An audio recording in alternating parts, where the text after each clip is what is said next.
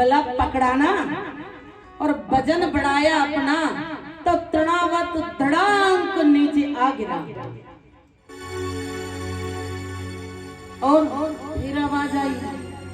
अब ऐसे ऐसे करके कंस मामा ने सारी वस्तु बेच दी, लेकिन कोई आता ही नहीं, जो जाता वो आता ही नहीं।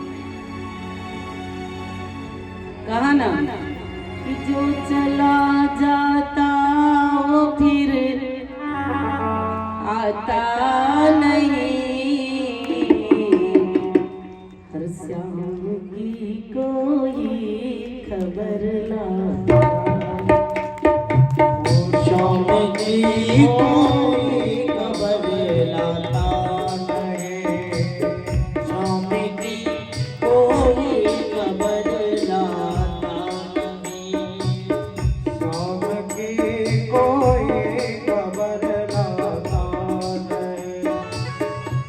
हमारा काम भी होगा, तुम्हारा नाम होगा, अगर डूबेगी नैया नाम बदनाम होगा, हमारा नाम होगा, तुम्हारा नाम होगा, अगर डूबेगी नैया नाम बदनाम होगा, हमारा काम होगा, तुम्हारा नाम होगा, अगर डूबेगी नैया नाम बदनाम होगा।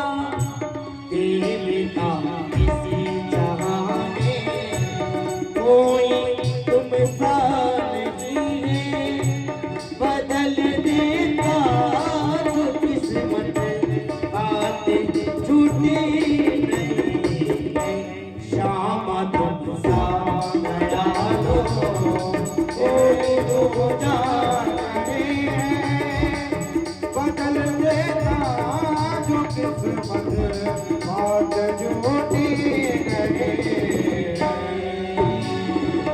श्याम की कोई खबर लाता नहीं, श्याम की कोई खबर लाता नहीं।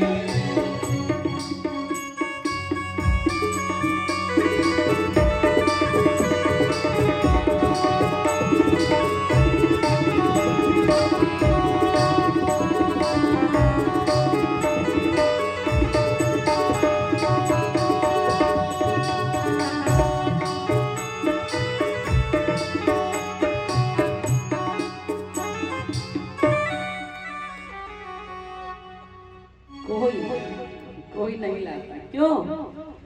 कि तुम भेज ही ऐसे को रहे हो। अरे उस भाव से भेजो ना।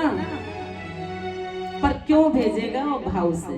उससे तो पहले ही आकाशवाणी हुई थी नहीं कि तेरा आठवां देवकी का आठवां लाल तेरा काल होगा। अब वो कंस तो ऐसा हो गया कि अगर उसे दाल में जीरा भी काला दिख जाए ना तो थाली तन उस थाली को फेंक देता है। काल वो काला काला होगा, वो मुरली वाला होगा और तेरा काल होगा। तो काली वस्तु से कोई अच्छी नहीं लगती। क्यों? कि काल है।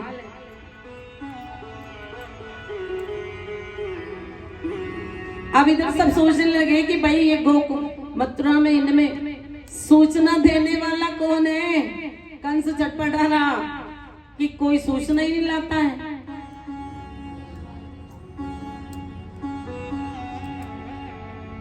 पर मेरा ठाकुर तो ऐसा है कि उनने गुरुदेव को प्रेरणा दे दी।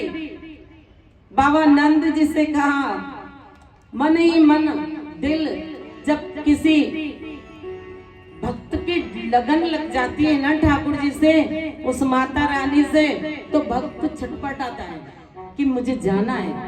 ऐसे गुरुदेव की लगन लग गई कि मैं नंद बाबा के भवन में पधारूं, और बाबा ने बुला लिया कि गुरुदेव बड़े हो गए, अब तो आ जाओ, इनके नामकरण तो करो।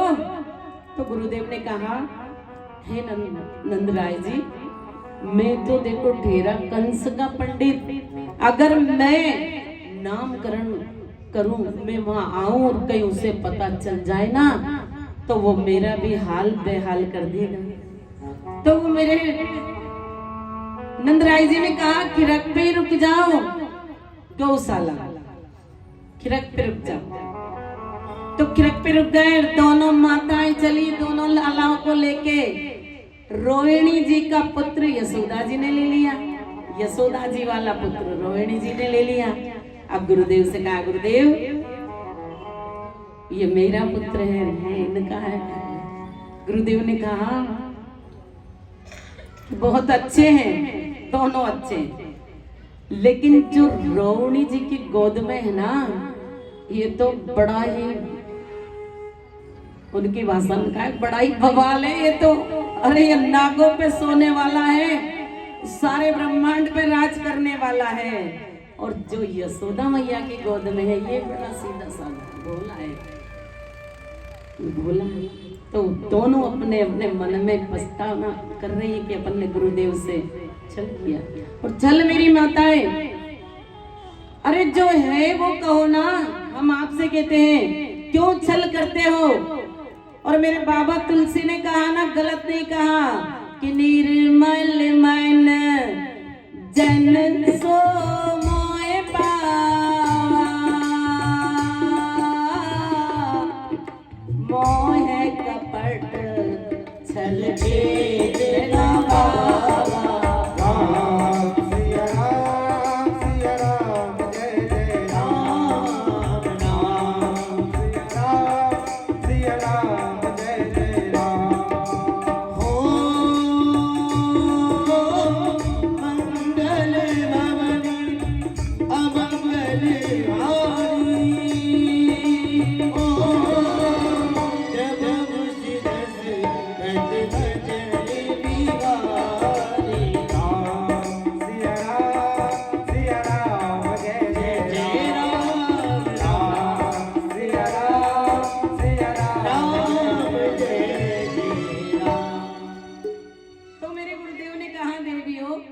दोनों अच्छे हैं, लेकिन ये बड़ा शैतान है ना।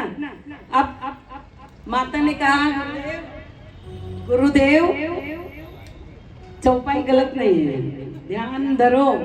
उन्होंने कहा कि गुरुदेव आप प्रसादी पाओ। तो गुरुदेव ने कहा देवियों हम प्रसादी हमारे हाथ से ही बनाते हैं, पाते हैं। तो उन्होंने कहा हम सामग्री रख दो। सामग्री लाई, जल लाई, यमुना जल से भर के। देखो गुरुदेव ने प्रसादी बनाई, प्रसादी तैयार हो गई। अब गुरुदेव ने तो घंटी बजाई, भोग लगाया, पर्दा लगा दिया। इस घंटी के बारे में हमें एक प्रसंग याद आता है मेरी बहनें, ये घंटी बाद में बजाएंगे, पहले वो प्रसंग सुनो। कि एक संत रास्ता भटक गया और वो संत चौराहे पे खड़े। अब 4 चोर वहां से निकल रहे। उन्होंने कहा तुम कौन हो। तो संत जी ने पूछा भाई आप कौन हो, आप बताओ। बोले कि हम तो चोर हैं। तो संत जी ने कहा भाई मैं भी चोर ही हूं, तुम्हारे साथ मुझे ले लो। तो एक राजा के घर में जाकर उन्होंने धावा बोल दिया। अब चोर तो चोर ही होता है, चोर तो लग गए अपने अपने कार्य में। और संत जी ने देखा रे बड़ा ही सुंदर भोजन बने हैं यहाँ पे। और संत जी के झोले में ठाकुर जी, उन्होंने कहा तुम करो तुम्हारा कार्य और मैं तो प्रसादी पाऊंगा भाई। संत जी ने लगा लिया आसन और झोले में से निकाले ठाकुर जी और बजा दी घंटी। अब जैसे ही घंटी बजाई तो मालिक जाग जाए।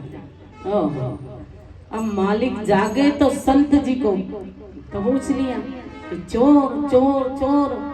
तो संत जी ने कहा कि हम चोर नहीं हैं, अरे चोर तो और कोई है, उन्हें ढूंढो आपके महल में। तो संत जी तो निकल गए अपने ठाकुर जी को लेके, उन्होंने तो अपनी मर्यादा निभाई, ठाकुर जी को सामग्री पधराई। और इधर मेरे गुरुदेव ने सामग्री तैयार की, पर्दा लगाया और उन्होंने कहा कि आओ आओ मेरे राम जी, भोग लगा लो।